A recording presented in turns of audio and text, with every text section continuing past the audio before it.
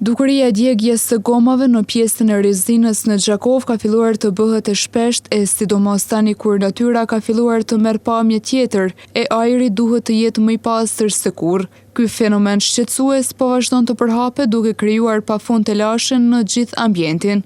Njohësit e ambientit thonë se këto veprime të papërgjegjshme çlirojnë në ajër substanca të rrezikshme, duke rrezikuar shëndetin e qytetarëve dhe duke dëmtuar seriozisht ekosistemin. Ndërkohë, banorët që jetojnë në zonën përreth Rezinës, prapa kamerës vazhdojnë t'i thonë ekipit tonë se kjo situatë kërkon reagim të menjëhershëm nga institucionet përgjegjëse, por edhe vetëdijësim më të madh nga qytetarët. Për situatën ngjashme, televizioni Syri ka raportuar disa herë, por situata djegjes së gomave është përsëritur shpesh duke mos pasur parasysh faktin se mbrojtja e mjedisit nuk është zgjedhje, por detyrim. Ditë më parë raportuan për një grumbull gomash që nuk ishin djegur akoma dhe gjatë një vizite të lokacionit në fjalë ditën e sotme, shihet se ato tashmë vetë janë larguar, duke evituar kështu dëmin që mund të shkaktonte djegja e tyre.